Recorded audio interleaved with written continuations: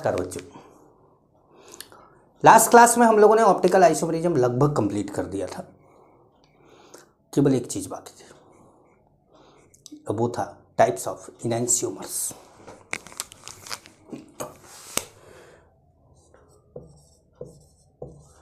Types of इनैंसियोमर्स।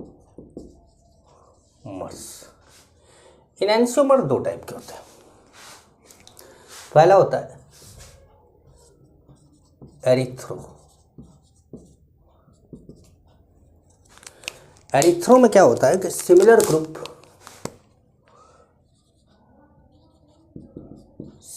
Group on adjacent chiral center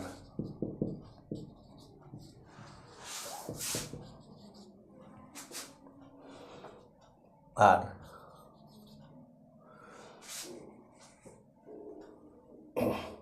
similar group on adjacent chiral center are on same side.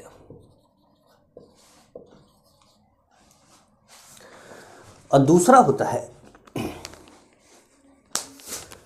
Threo.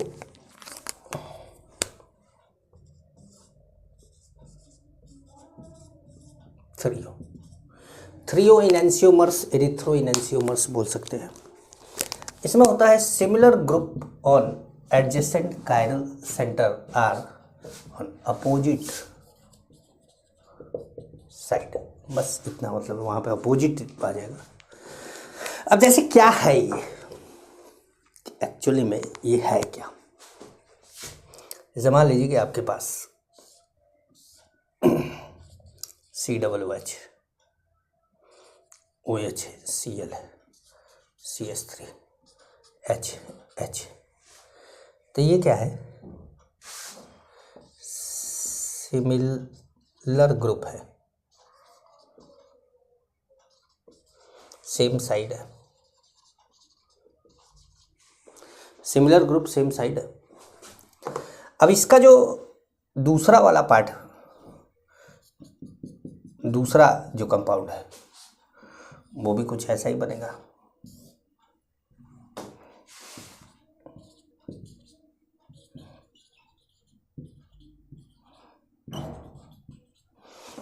तो ये दोनों कौन है?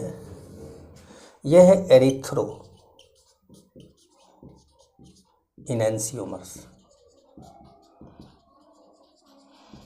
ऐसा नहीं है कि इनैंसियोमर हमेशा एरिथ्रो या थ्रियो ही होंगे, हो सकता है कि इनमें से कोई ना हो। अब जैसे मान लीजिए यहाँ Cl है, यहाँ Br होता, तो ना H सेम होता, ना Br सेम होता, ना OH सेम होता, ना Cl सेम होता, तब तो और थ्रियो एरिथ्रो कुछ नहीं होता। ठीक है, अगर सिमिलर ग्रुप एडजेसेंट कार्बन पे है तब ही ये दो चीजें अराइज होती है। अब एरिथ्रो के बाद जैसे थ्रियो है मान लीजिए, और आपने ले लिया COOH, OH, Cl, H, CH3। तो ये क्या हो गया? यहाँ पर ऐसे दिखा सकते हैं। अब ये दोनों ग्रुप जो है वो कहाँ है? Similar group opposite side.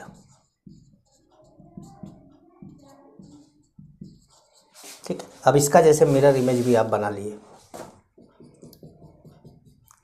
Mirror ऐसे ही बनाते हैं ना भाई। ये जो ये सिल्वर की वो कोटिंग कर दी जाती है, इधर मिरर रहता है, ऐसे ही बना लेते हैं हम लोग। और इधर जो मैंने, जैसे हम लोग तो अक्सर पहले फिजिक्स में ही बनाया करते थे, ये तो केमिस्ट्री जब हम लोग पढ़ने लगे तब जानने लगे कि भाई अच्छा, केमिस्ट्री में भी मिरर की ज़रूरत पड़ती है, वरना फिजिक्स में ही ऑप्टिक्स में ज़रूरत पड़ती थी। तो अब देखिए यहाँ पर भी सिमिलर ग्रुप का है, अपोजिट साइड है। तो ये कौन हो गया? ये हो गया थ्रियो इनैंसियोमर्स।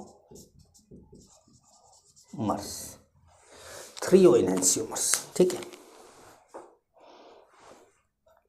अब जो एरिथ्रो एंड थ्रियो, जैसे मान लीजिए कि कोई एक एरिथ्रो उठा लो और एक थ्रियो उठा लो, तो एरिथ्रो और थ्रियो दोनों को अगर आपस में चेक करो तो दोनों एक दूसरे के डायस्टीरियोमर है।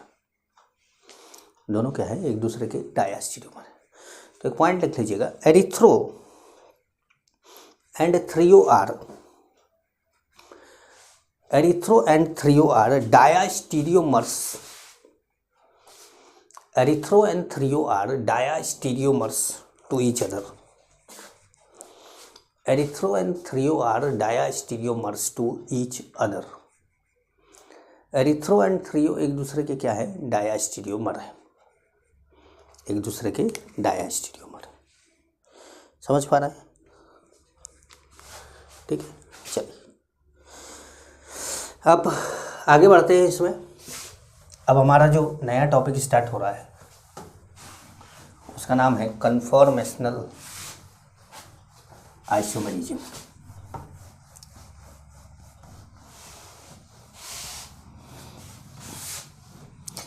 एरिथ्रो एंड थ्रियो की आपस में फिजिकल प्रॉपर्टी डिफरेंट होती है।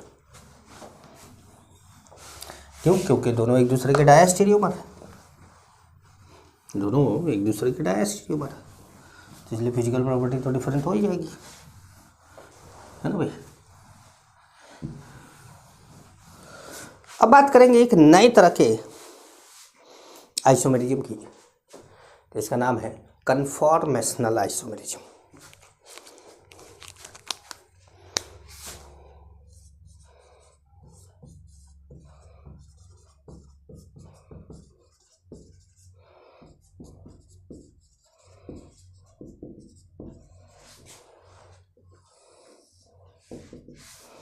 ठीक है,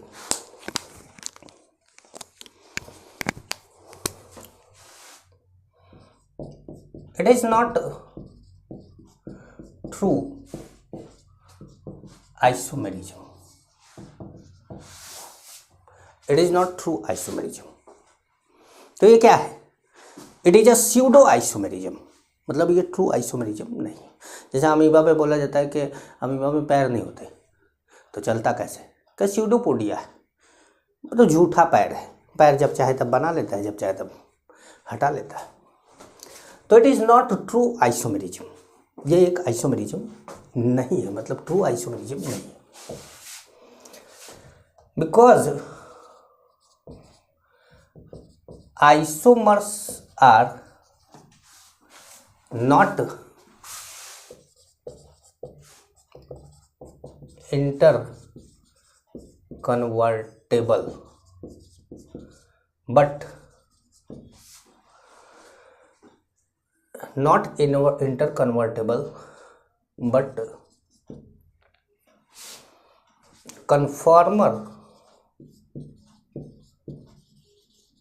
conformers का मतलब conformational isomers, but conformers are interconvertible and non isolable। जैसे जो आइसोमर, दूसरे तरह के जो आइसोमरिज्म आपने पढ़े उसमें दो डिफरेंट तरह के कंपाउंड हुआ करते थे, जिसमें किसी न किसी तरीके से उनको आइसोलेट किया जा सकता था, अलग किया जा सकता था। अब जैसे ऑप्टिकल आइसोमर ये थे, एनेंशियोमर थे, तो वो फिजिकल मेथड से अलग करना मुश्किल था, तो उनको केमिकल मेथड से अलग किया गया। लेकिन इसमें किसी भी मेथड से अलग नहीं किया जा सकता, तो ये अलग नहीं होते। अब अलग नहीं होते, एक ही में मिक्स रहेंगे, तो जब आपने दो कंपाउंड पाया ही नहीं तो फिर आप आइसोमर बोलेंगे कैसे भाई? आइसोमर टर्म तो तभी आएगा ना जब आप, जैसे मान लीजिए कि एक मूवी मैं देख रहा था जिसमें क्या था कि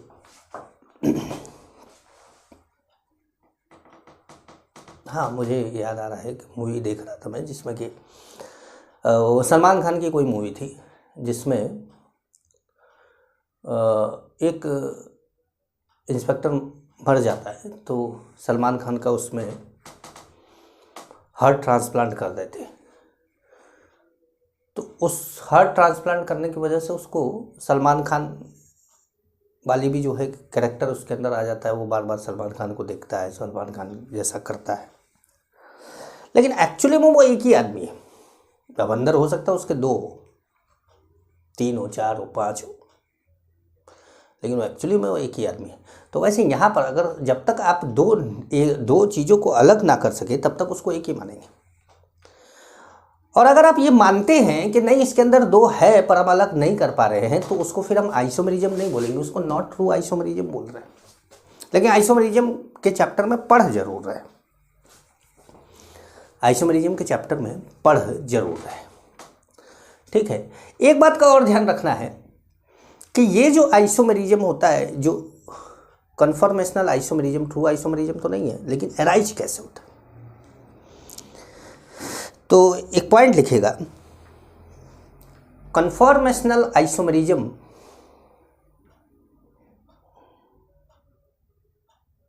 is arises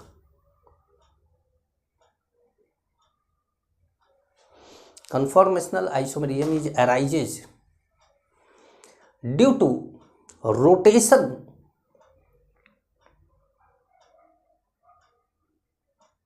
along single bond।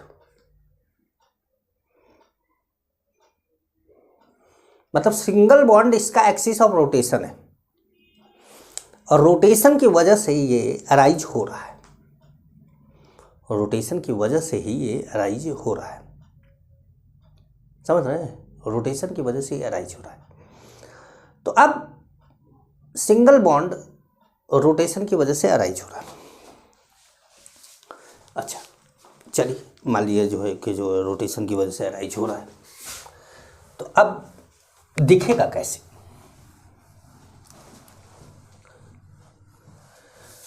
तो कन्फर्मर या कन्फर्मेशनल आइसोमर्स को शो करने के लिए, to draw the structure of conformer और conformational isomer there are 2 types of projection.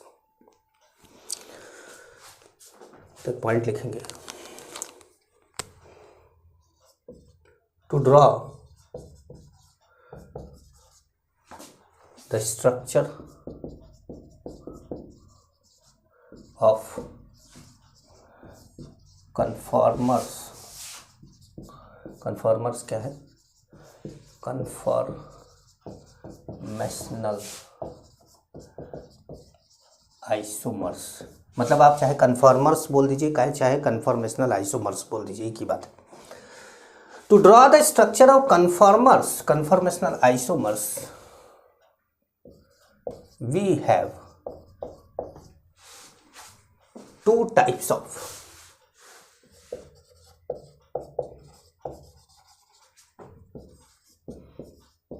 projection formula। We have 2 types of projection formula।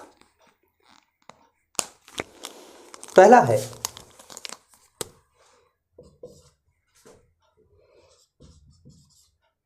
Saw-horse projection और second है Newman projection.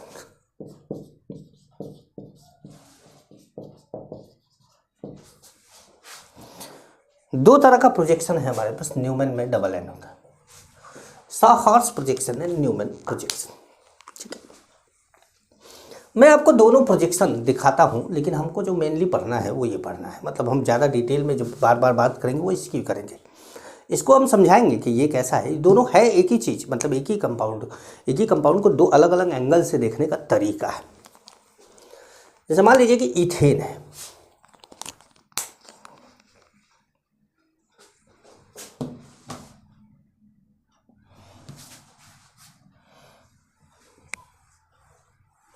तब से पहले हेडिंग डाल दे कि सॉ-हॉर्स प्रोजेक्शन, और इसमें हम एग्जाम्पल ले ले इथेन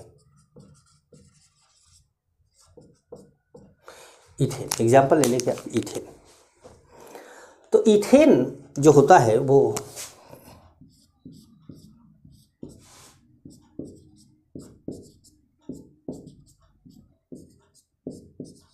यही है इथेन। अब इसे इथेन को सॉहर्स प्रोजेक्शन में कैसे बनाते हैं? सॉहर्स प्रोजेक्शन में बनाने के लिए ये क्या करते हैं कि एक लाइन ऐसे खींच देते हैं जो थोड़ा सा ऐसे ऊपर की साइड में जा रहा होता है, मतलब एक ऐसे लाइन खींच दिया आपने, ऊपर की साइड जा रहा, ठीक है, ऐसे ऊपर की साइड जा रहा।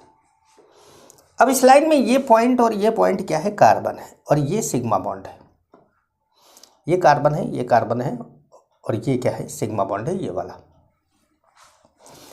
अब इस कार्बन पर 4 बॉन्ड बना है, एक तो ये बॉन्ड है ये वाला, और 1 2 3 3 बॉन्ड और है। तो इन तीनों बॉन्ड को ऐसे दिखाया जाता है, H H H, ठीक। और यहाँ पर जो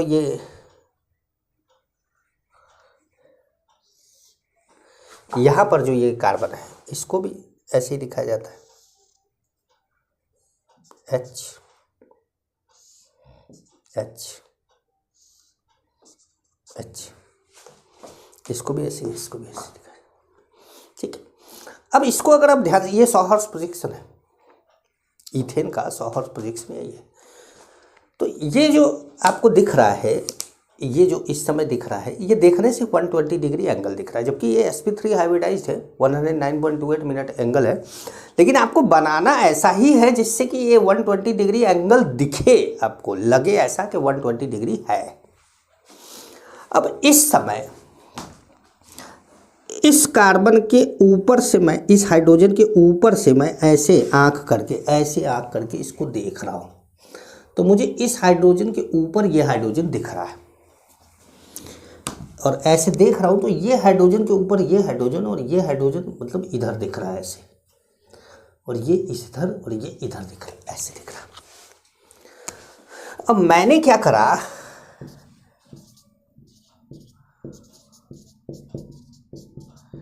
किसी भी एक को रोटेट करा दिया, चाहे जितने डिग्री से करा दीजिए, मैंने 60 डिग्री से करा दिया। किसी भी एक को, चाहे इसको करा दो चाहे इसको करा दो, मतलब इसको आप करा दें तो इस बॉन्ड, जैसे आप क्या कर रहे हैं, ऐसे कर रहे हैं, आपका ये वाला जो बॉन्ड है वो ये ऐसे, और ये जो उंगलियां मेरी दिख रही है ना आपको, ये हाइड्रोजन है।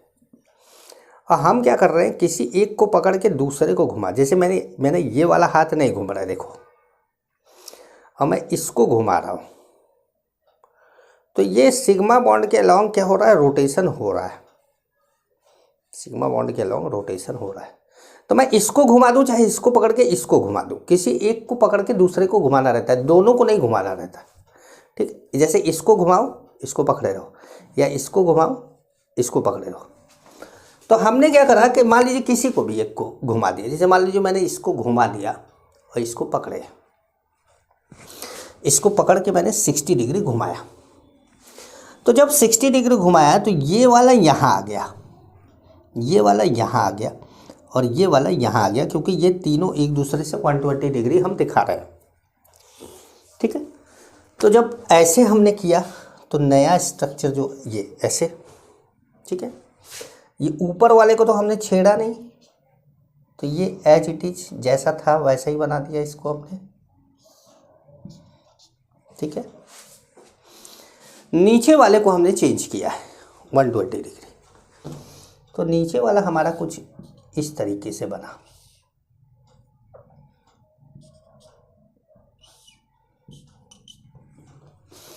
अब कैसे आ गया ये, जब हमने इसको 60 डिग्री रोटेट किया तो ये घूम के यहाँ आ गया, तो देखो वहाँ है, ये घूम के यहाँ आ गया तो देखो यहाँ है, और ये घूम के यहाँ आ गया तो देखो यहाँ है।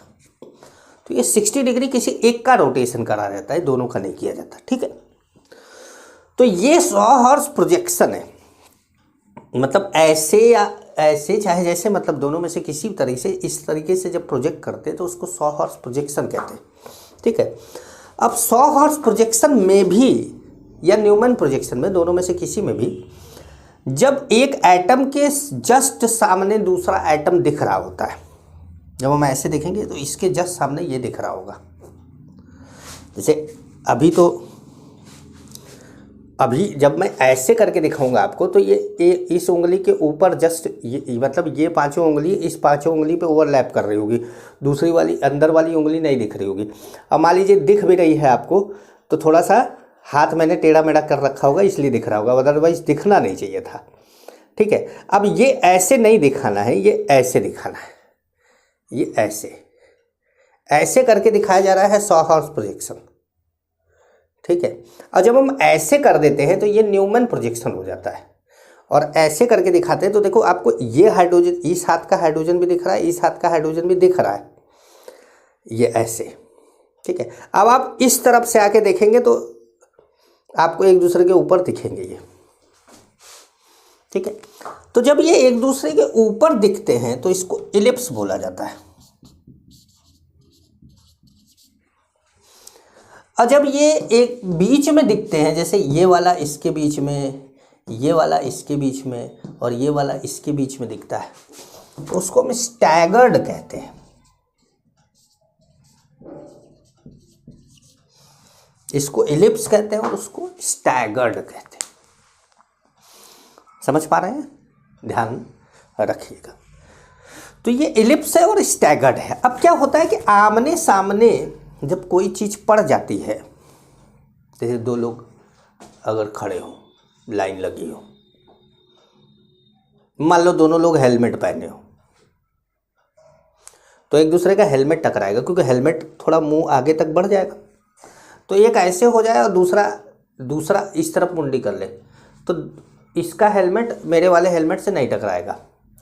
तो इस सिचुएशन में हम दोनों स्टेबल हो जाएंगे, और जब ऐसे एक दूसरे के सामने आ जाएंगे तो मेरा हेलमेट इसके हेलमेट से टकराएगा, तो ये हेलमेट है एक दूसरे के लिए, तो ये टकरा रहे होंगे।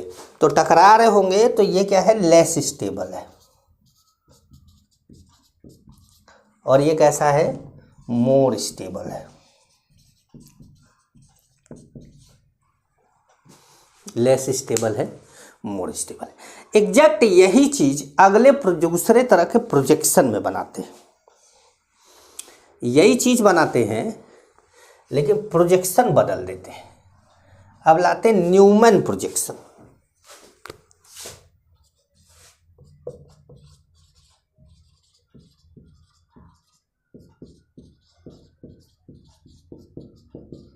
Newman projection.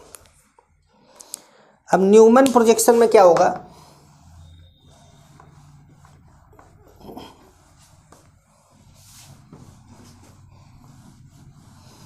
कि हम यही इथेन को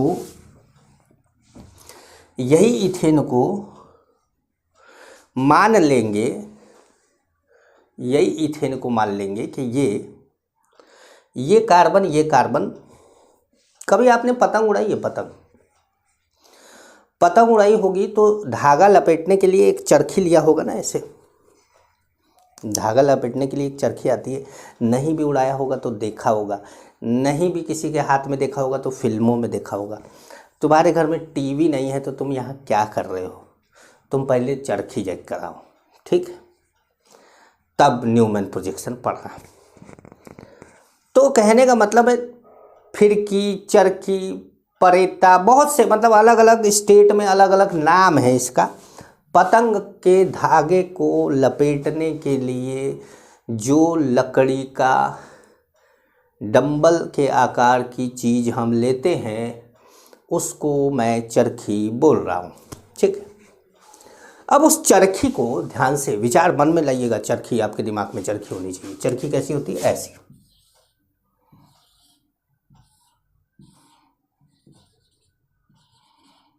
एक डंडी निकली होती है इधर और एक डंडी निकली होती है इधर, ठीक है भाई, ये चरखी है आपके।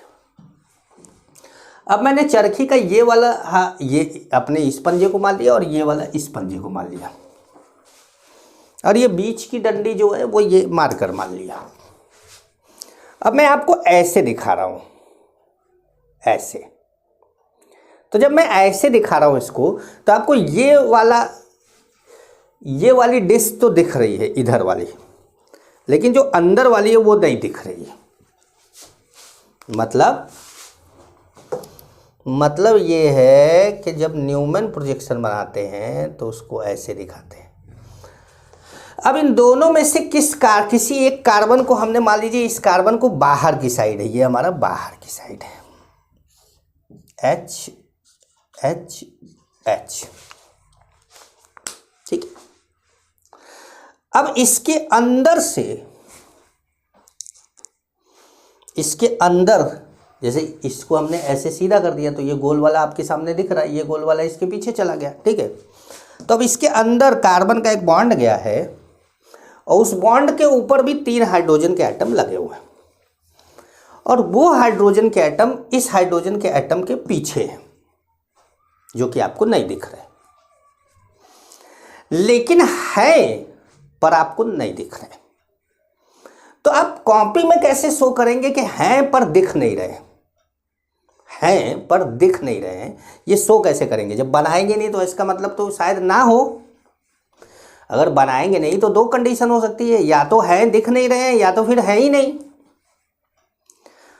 तो दोनों कंडीशन में से किसी एक कंडीशन को लाने के लिए कि हैं पर दिख नहीं रहे हैं, उसको बनाने का तरीका है।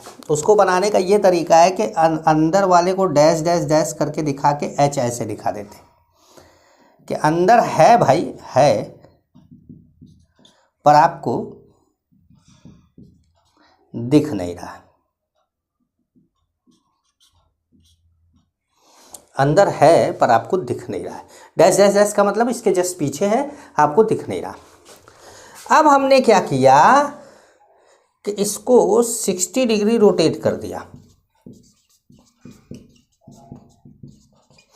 अब हम जब बाहर वाले को जैसे मेरे पीछे एक आदमी खड़ा है मेरे ही साइज का, तो वो आपको नहीं दिख रहा है क्योंकि वो जस्ट मेरे पीछे है। लेकिन अगर उसको क्या तो लेकिन वो आदमी मेरे पीछे खड़ा है पर दिख नहीं रहा है, तो नहीं दिख रहा है तो ये तो रियल चीज़ हो गई, तो आपको दिख नहीं रही है।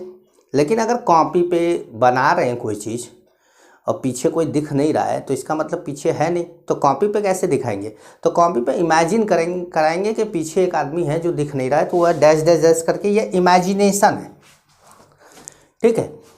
अब मान लीजिए कि जब मैं अपने आप को आगे से, पीछे मेरा आदमी है एक, लेकिन आगे से मैं अपने आप को 60 डिग्री रोटेट कर दूँ, मैं अपने आप को रोटेट कर दूँ, पीछे वाला आप दिख जाएगा, पीछे वाला मुंडी नहीं हिला रहा है, पीछे वाला सीधा खड़ा है। तो मैंने अपनी मुंडी ऐसे करी तो पीछे वाला दिख गया, ठीक है। तो ये बड़ा ही आसानी से दिख जाएगा। मैं था सोलन गया हुआ था, शिमला के बगल में एक सोलन शहर है, तो सोलन का एक मॉल रोड है। मॉल रोड पर एक पार्क है छोटा सा, जिसमें ठीक मतलब छोटा सा पार्क है, पहाड़ों पे तो कितना बड़ा पार्क बना सकते हैं, छोटा सा पार्क है जिसमें लोग जाके बैठते हैं, कुछ खाते पीते हैं बैठ के, और बड़े ही सज्जन लोग ये है। मैंने देखा कि वहाँ पर डस्टबिन वगैरह रखा रहता है। वहाँ पर स्वच्छ भारत अभियान मोदी जी के आने के पहले की बात है, और वो लोग कूड़ा कचरा जो भी था वो डस्टबिन में ही डालते थे। कुछ भी अगर मान लो कोई फेंक भी देता था तो कोई दूसरा आदमी उठा कर फेंक देता। मैंने देखा कि हिमाचल में सफाई पसंद लोग हैं। हाँ, यही है कि हम ही जैसे लोग या हमारे ही तरफ के लोग जाकर उसको गंदा कर देते हैं, वो अलग बात है, वरना बाहरी लोग, टूरिस्ट, जैसे हम ही लोगों का मतलब कि टूरिस्ट जाकर उसको गंदा कर देते हैं। तो उस पार्क में वो सीढ़ी से चढ़ के जाते, फिर ऐसे सड़क के आते हैं, पर क्या बोलते हैं उसको, छोटू क्या बोलते हैं उसको, वो सीढ़ी से जाते हैं, सड़क के आते हैं, बोलते कुछ, तुमको पता है नाम? नहीं, अच्छा ठीक है, चलो नाम इसको नहीं पता। तो वो ऐसे आते हैं, सड़क के आते हैं। तो उस पर क्या हुआ कि उस पर सबसे ऊपर,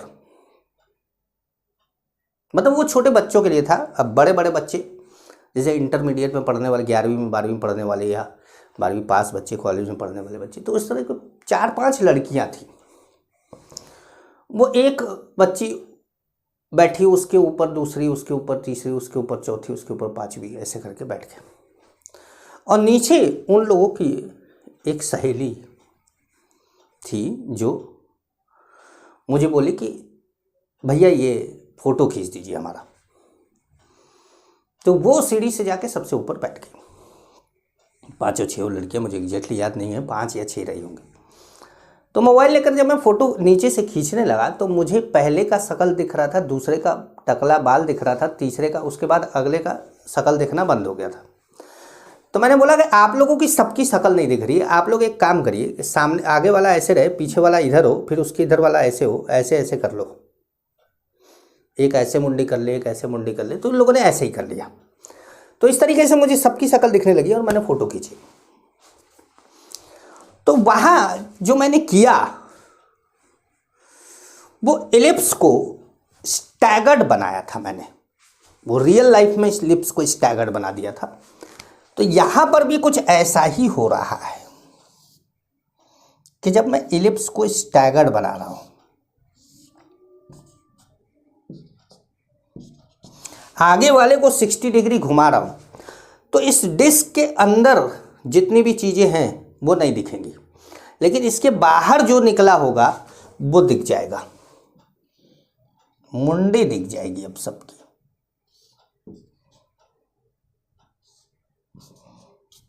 अब जरूरी नहीं है कि सबका पूरा शरीर दिख जाए, लेकिन सर सबका दिख जाएगा। तो जब हम आगे वाले को घुमाए तो पीछे वाला दिख गया, जो हम इमेजिन किए थे वो दिख गया। तो ये न्यूमन में ऐसे दिखता है। सॉहर्स में भी आप देख रहे थे कि बीच में आ रहा था एक दूसरे के, यहाँ पे भी देखो इन दोनों के बीच में ये, इन दोनों के बीच में ये, और इन दोनों के बीच में ये आ रहा है। तो जब बीच में आता है तो इनके बीच में रिपल्सन कम होता है, और जब आमने सामने आता है तो रिपल्सन ज़्यादा होता है। रिपल्सन ज़्यादा होता है तो लेस स्टेबल होता है, रिपल्सन कम होता है तो मोर स्टेबल होता है। जब ये बीच में आता है तो स्टैगर्ड बोला जाता है, आमने सामने आता है तो इलिप्स बोला जाता है। अब चाहे उसको न्यूमन प्रोजेक्शन से दिखा दो और चाहे सॉहर्स प्रोजेक्शन से दिखा दो, बात ही की है। मतलब वो दो तरीका है दिखाने का, मतलब चाहे न्यूमन से दिखाओ चाहे सॉहर्स से दिखाओ, मतलब एक में इलिप्स दूसरे में स्टैगर्ड बनना है तो वो तो बनेगा ही बनेगा, ठीक है। तो अब कुछ पॉइंट की बात करें कि मैं चाहे न्यूमन हो चाहे सॉहर्स हो, लेकिन कुछ पॉइंट की बात आपको करनी होगी, कुछ जानना होगा। तो नीचे 1-2 पॉइंट नंबर डाल के लिखेंगे। पहला पॉइंट लिखेगा, there is rapid change between conformers. एक बात का ध्यान रखिएगा, ये कन्फर्म FI नहीं बोलना है कभी भी, कन्फॉर्मर्स, ठीक है, कन्फर्म नहीं करना है, ठीक है, conformers. There is rapid change between conformer, मतलब ये दोनों एक दूसरे में बहुत तेजी से चेंज होते हैं, ये दोनों एक दूसरे में बहुत तेजी से चेंज होते हैं। और अगर मैं इसको दिखाऊं, ठीक है, तो ये -3 किलो कैलोरी पर मोल, ये +3 किलो कैलोरी पर मोल। कहने -3 + 3 का मतलब जब यहाँ से यहाँ जाता है तो स्टेबल होता है, स्टेबल बनता है तो इतनी एनर्जी रिलीज करता है, और जब यहाँ से यहाँ जाता है तो इतनी एनर्जी इसको रिक्वायर्ड होती है। और ये जो एनर्जी है वो उसको हवा में ही मिल जाती है, फ्रिक्शन से, इन सब चीज़ों से हवा चल रही है तो आराम से एनर्जी मिल जाती है। मतलब कहने का मतलब ये चीज़ें अपने आप होती है, हम इंसान लोगों को या किसी और चीज़ मशीनरी वगैरह की कोई ज़रूरत नहीं है। ये बहुत कम एनर्जी है, पर मोल में है ना भाई, ये पर मोल में है ना। जैसे 3 किलो कैलोरी पर मोल है, अब जैसे एक मॉलिक्यूल के लिए तो बहुत कम हो जाएगा ना भाई, 1 मोल तो एवोगाड्रो नंबर के बराबर हो गया, तो 1 मॉलिक्यूल के लिए बहुत कम हो जाएगा, तो बहुत कम एनर्जी की ज़रूरत पड़ती है। तो इसलिए ये अपने एक दूसरे में बहुत आसानी से खुद ही चेंज होते रहते हैं, इसीलिए इनको अलग नहीं किया जा सकता। तो ये रैपिड चेंज होता है, तेज़ी से एक दूसरे में चेंज होते रहते हैं। नेक्स्ट पॉइंट लिखेगा, फॉर इथेन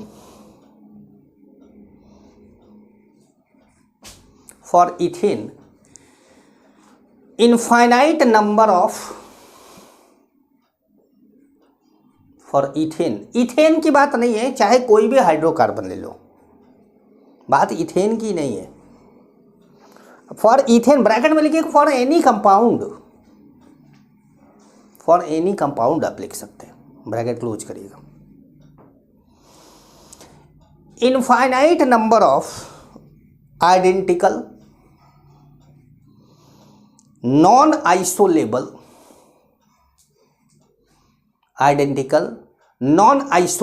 मतलब दोनों ये सेम है, पहली बात तो। दूसरी बात यह है कि इन दोनों को अलग नहीं किया जा सकता, non isolable conformers are possible on rotation along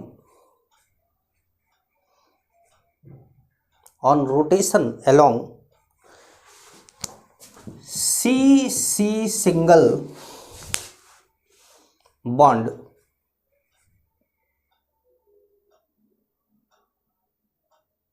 through 360 degree rotation. अब जैसे आपने 60 डिग्री पे इसको पा लिया था, फिर से आप इसको 60 डिग्री घुमा दे तो यही आ जाएगा। लेकिन अगर आप 30 डिग्री पे भी तो कर सकते हैं, आप 10 डिग्री पे भी तो कर सकते हैं, आप 1 डिग्री पे भी तो कर सकते हैं, आप हाफ डिग्री पे भी तो कर सकते हैं। तो कहने का मतलब है कि हाफ डिग्री पे भी करेंगे तो नया कन्फर्मर बनेगा, 2 डिग्री पर भी करेंगे तो नया कन्फर्मर बनेगा। इसलिए बोला जा रहा है कि there are infinite number of conformer. तो अगर कभी आपको पूछा जाए कि किसी कंपाउंड के बारे में बोला जाए कि इसमें कितने कन्फर्मर है और ऑप्शन दिया हो इनफाइनाइट, तो कोई भी कंपाउंड दिया हो आंसर इनफाइनाइट होगा। लेकिन अगर आंसर इनफाइनाइट, ऑप्शन इनफाइनाइट नहीं दिया है, तो वो फिर मोस्ट स्टेबल को पूछ रहा है। वो फिर जो स्टेबल होते हैं बस उसको पूछ रहा है। और जो स्टेबल होते हैं जब उसको पूछ रहा है तो फिर पूरा टॉपिक पढ़ना है, तभी समझ में आएगा। तब इतनी जल्दी समझ में नहीं आना। मतलब इनफाइनाइट आंसर है तब तो सीधी बात है कि सीधे सीधे कर दिया। लेकिन इनफाइनाइट के अलावा कोई आंसर है तब तो भैया पूरा टॉपिक पढ़ोगे तभी आएगा। ठीक है, अगला पॉइंट लिखिएगा। In all infinite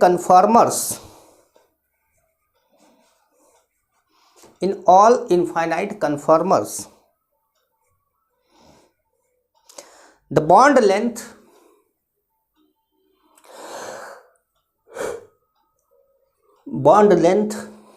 bond energies and bond angles are constant। मतलब इसमें C और C के बीच का बॉन्ड, C और H के बीच का बॉन्ड, या C और H के बीच, मतलब इनकी बॉन्ड एनर्जी, बॉन्ड लेंथ या बॉन्ड एंगल। अब बॉन्ड एंगल कौन, ये तो आपको 120 डिग्री मैंने बनाया, लेकिन मैंने क्या बोला था कि ये 120 डिग्री होता नहीं है, ये तो 109.28 मिनट होता है। ये बनाया है 120 डिग्री केवल समझाने के लिए, न्यूमैन ने बनाया था। सॉहर्स प्रोजेक्शन में हम लोग ऐसा बनाए हैं केवल। ठीक है, क्लियर हो रहा है? तो आगे लिख रहा है कि bond angles are constant only, आगे लिखिएगा, ओनली DHA का पूरा नाम, DHA का पूरा नाम है dihedral angle. Dihedral angle, DHA मतलब डाई हेड्रल है। ओनली DHA इज चेंजेस, केवल DHA क्या होगा, चेंज होगा। अब ये DHA क्या होता है, तो देखिए DHA क्या होता है। इस H और इस H आमने सामने, जैसे मैंने ये 2 मार्कर ले लिया, ये 2 मार्कर और दोनों एक दूसरे के आमने सामने, ऐसे आमने सामने। तो इस समय इसमें और इसमें कोई एंगल में डिफरेंस नहीं है, दोनों एक दूसरे के परपेंडिकुलर है, मतलब एक दूसरे के पैरेलल है। लेकिन इसको अगर मैं ऐसे घुमा दूँ, इसको घुमा दो, तो इसमें और इसमें एक एंगल आएगा जो कि बॉन्ड एंगल नहीं है। बॉन्ड एंगल एक ही एटम पे बने हुए बॉन्ड के बीच में होता है, जबकि ये वाला बॉन्ड, ये वाला जो हाइड्रोजन है वो बाहर वाले कार्बन पे है और अंदर वाला हाइड्रोजन अंदर वाले कार्बन पे है, तो इन दोनों के बीच में बॉन्ड एंगल तो नहीं हुआ। तो इसको बोला जाता है, ये इन दोनों के बीच में जो आमने सामने एंगल देखा जा रहा है उसको बोला जाता है डाईहेड्रल एंगल। जैसे इन दोनों के बीच में जो एंगल है वो 60 डिग्री का है और इन दोनों के बीच में जो एंगल है वो 0 डिग्री का है। ठीक है, तो आप एक पढ़ लिखिए या लिख लीजिएगा कि डीएचए क्या होता है। डीएचए हेडिंग डाल के लिख लीजिएगा क्या होता है। देखिए, it is the interfacial angle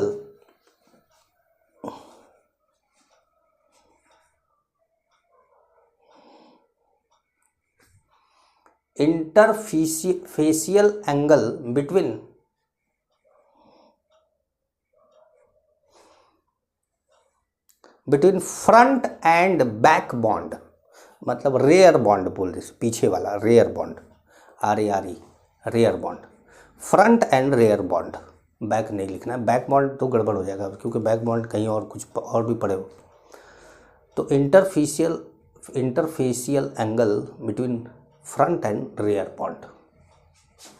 ठीक है, तो अब जैसे यहाँ अगर हम फिर एक बार आप फिर से स्ट्रक्चर अगर बनाना चाहें तो ज़रूर बनाइएगा, इसी स्ट्रक्चर को दोबारा बनाइएगा और यहाँ लिखिएगा DHA 0 डिग्री और यहाँ लिखिएगा DHA 60 डिग्री। ये दोनों स्ट्रक्चर को बना के जब आप DHA लिखेंगे तो आपको DHA पता चलेगा कि क्या होता है।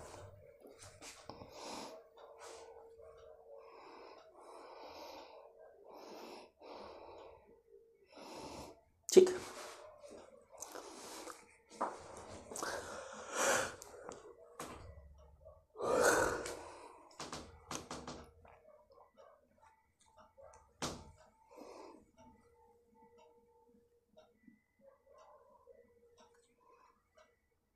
ठीक, आगे लिखिएगा स्टैगर्ड, ये स्टैगर्ड की स्पेलिंग है, staggered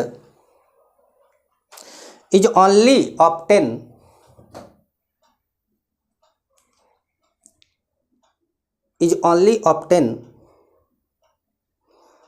by 60 degree rotation of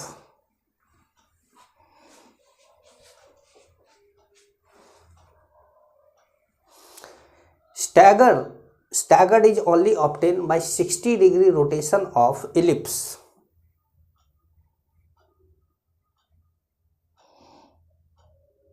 but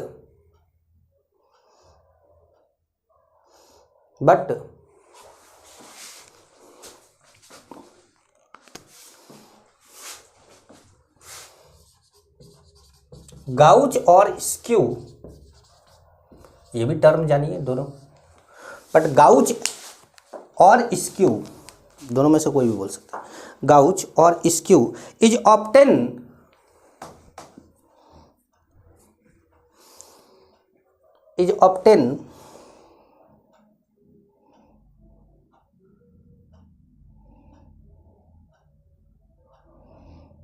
by rotation of any angle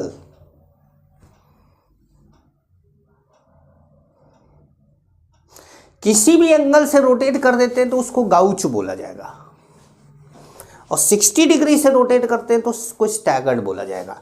मतलब क्या 60 डिग्री से रोटेट करने पे गाउच बोला जाएगा? तो बिल्कुल बोला जाएगा, क्योंकि जब किसी भी डिग्री से रोटेट करने पे गाउच बोला जा रहा है तो 60 पर भी रोटेट करने पे गाउच बोला जाएगा, लेकिन केवल 60 डिग्री पर ही स्टैगर्ड बोला जाएगा।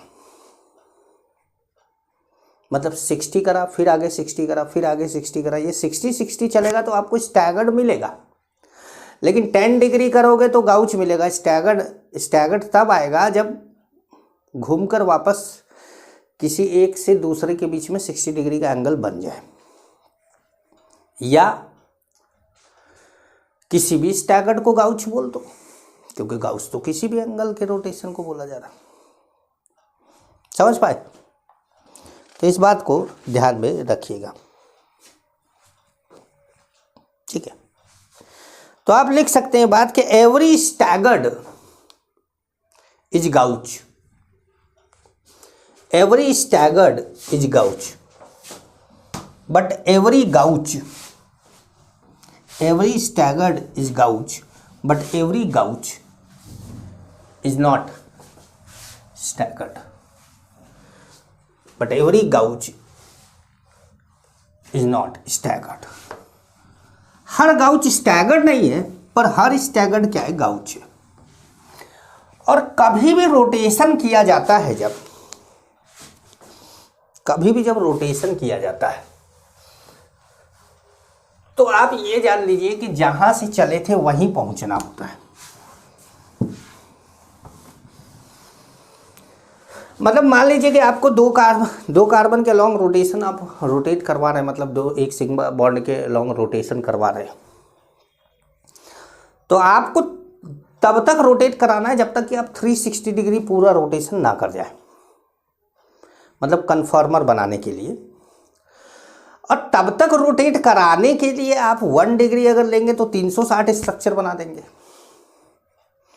तो इसमें जो आइडियल एंगल होता है वो 60 डिग्री होता है कि 60 रोटेट करिए, बहुत करेंगे तो 6 स्ट्रक्चर बनाएंगे, बहुत करेंगे तो 6 स्ट्रक्चर बनाएंगे। तो जैसे हम इथेन की बात करें और हमने सबसे पहले एक मॉलिक्यूल, एक इथेन का मॉलिक्यूल ऐसे ले लिया H, और पीछे वाले H को हमने ऐसे दिखा दिया। यह कोई हाइड्रोजन बॉन्ड नहीं है कि केवल 3 डॉट लगाना है, मतलब ऐसे दिखा दे। अब हम चाहें तो चाहे जिसको रोटेट कर दे, पीछे वाले को चाहे आगे वाले को, वो अपनी मर्जी पर है, चाहे आप पीछे वाले को रोटेट करें चाहे आगे वाले को। तो हम जैसे आगे वाले को ऐसे रोटेट करते जाए, पीछे वाला, तो आपको केवल गिनना है कि कितना रोटेट आपने किया। तो जैसे आगे वाले को आपने रोटेट किया तो आपका रोटेशन कुल कितना हो गया, 60 डिग्री हो गया, और पीछे वाला दिखने लगा। अब आपने फिर आगे वाले को रोटेट किया तो आपको ये मिला।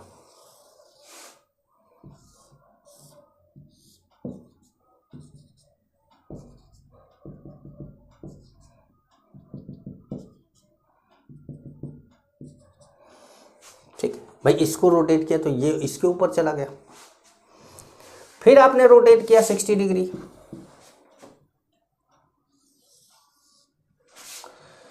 तो आपको ये मिला।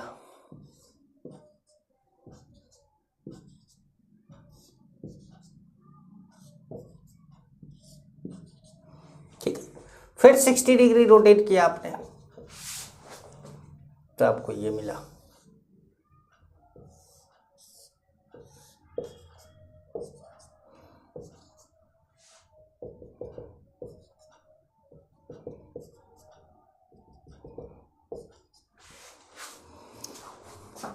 ठीक है, कितना डिग्री रोटेट कर चुके हैं देखिए, 2 3 4 224, 240 डिग्री आप रोटेट कर चुके हैं। फिर से आपने 60 डिग्री रोटेट किया तो आप पहुंचे यहाँ, और आपने बनाया ये।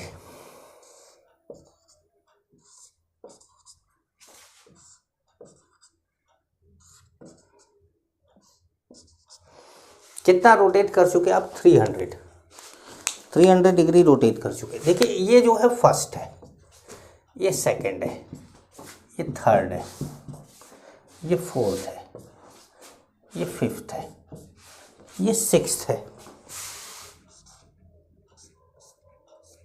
ठीक है, अब जब आप रोटेट करेंगे 60 डिग्री तो आपको 360 डिग्री का रोटेशन हो गया। 360 रोटेशन का मतलब आपने क्या बना दिया, 360 डिग्री रोटेशन का मतलब देखिए भाई 6 टाइम्स 60 आ गया ना। तो अब ये आ गया कौन, ये फिर से आ गया फर्स्ट, 7 नहीं बनाएंगे, मतलब आप 360 डिग्री घूमे तो आप इसी पे पहुंच गए। जब आप 360 डिग्री घूमे तो आप इसी पे पहुंच गए। तो ये कौन है, ये इलिप्स है। ये कौन है, ये स्टैगर्ड है। ये कौन है, ये इलिप्स है। ये कौन है, ये स्टैगर्ड है। ये कौन है, ये इलिप्स है। ये कौन है, ये स्टैगर्ड है। और यहाँ से तो आपने शुरुआत ही करी थी, तो आपको ज़रूरी नहीं है कि आप फर्स्ट वाला बनाए, मतलब आप 300 डिग्री रोटेट करने के बाद रुक जाएं, क्योंकि अगला जो 60 डिग्री होगा वो फर्स्ट को रिपीट कर देगा। अगला जो 60 डिग्री होगा वो फर्स्ट को रिपीट कर देगा। तो आपको ये बनाने की ज़रूरत नहीं है, जैसे मैंने बना के आपको दिखाया है। ठीक है, तो पॉइंट लिखेगा, इन ethane we get only 2 types of conformer on rotation by every 60 degree, on rotation by every 60 degree up to 360 degree angle। 360 degree angle. ठीक है भाई, अब ध्यान से देखिएगा, ये हमारा है DHA, एक ग्राफ बना रहे हैं, और ये हमारा है पोटेंशियल एनर्जी। अब आप जानते हैं कि एलिप्स का स्टेबिलिटी कम है, मतलब एनर्जी ज़्यादा, और स्टैगर्ड की स्टेबिलिटी ज़्यादा है, मतलब एनर्जी कम है। तो अगर आप इसको ऐसे बना दें,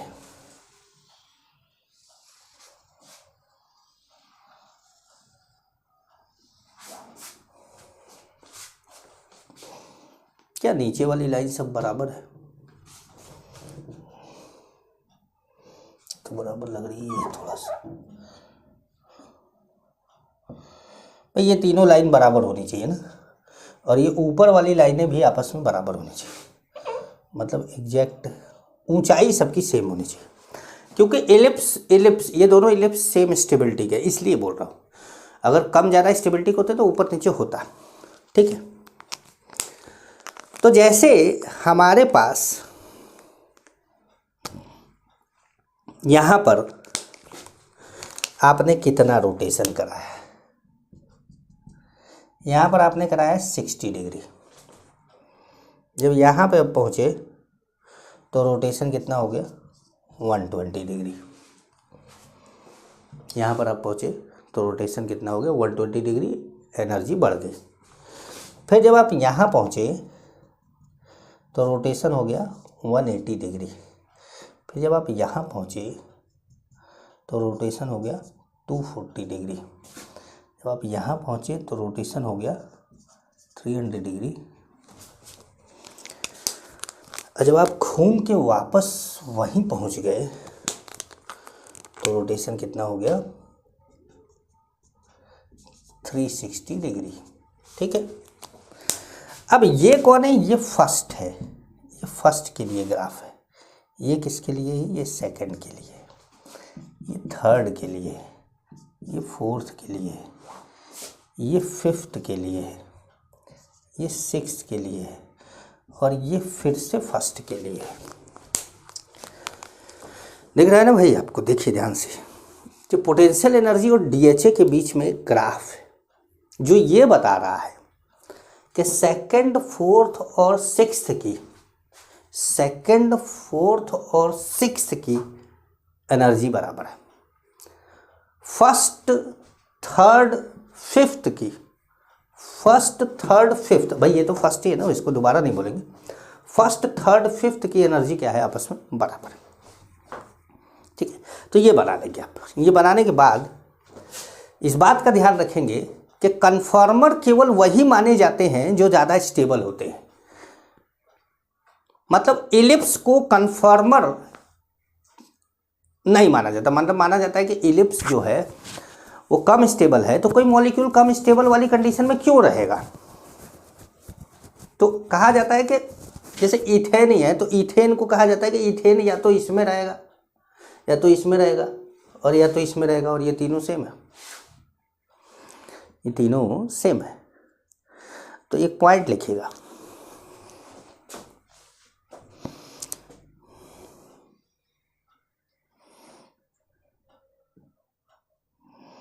ठीक है।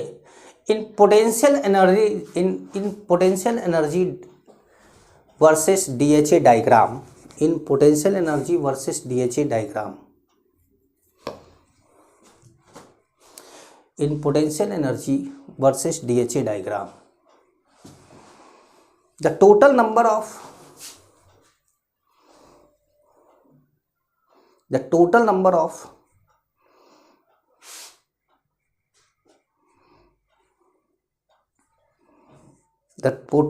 of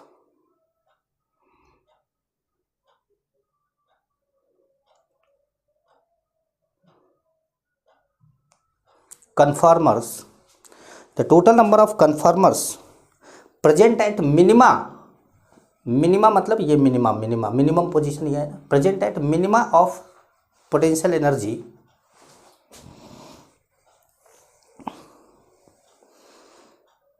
called conformers.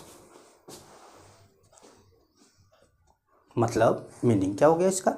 मीनिंग ये हो गया कि पोटेंशियल एनर्जी डायग्राम में जो मिनिमा पे होता है उसी को कन्फर्मर माना जाता है, जो मैक्सिमा पे होता है उसको कन्फर्मर मानते ही नहीं है।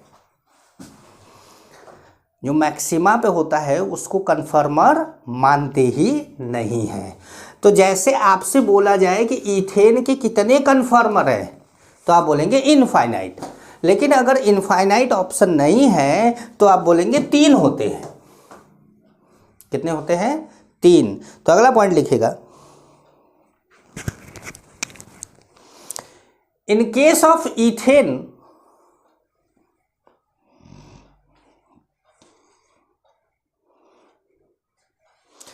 There are 3 3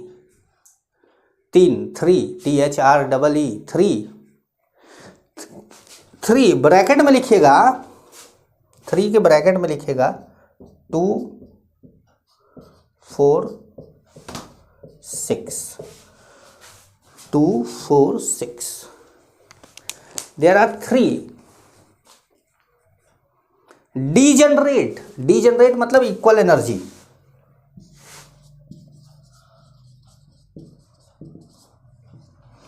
there are 3 degenerate in case of ethane there are 3 degenerate conformers are present। मतलब आपके 2 आंसर हो गए। अगर किसी भी कंपाउंड के बारे में बोला जाए कि भाई कितना कन्फर्मर होता है तो बोलो इनफाइनाइट, लेकिन इनफाइनाइट ऑप्शन नहीं है तो फिर तो निकालना पड़ेगा पोटेंशियल एनर्जी डायग्राम से, और सबके स्ट्रक्चर के बारे में मैं बताऊंगा, आप चिंता मत करिए। तो अब जैसे ईथेन के बारे में पूछा जाए और ईथेन में इनफाइनाइट ऑप्शन नहीं है तो फिर आंसर क्या होगा आपका? 3। तो आंसर क्या होगा आपका? 3 होगा।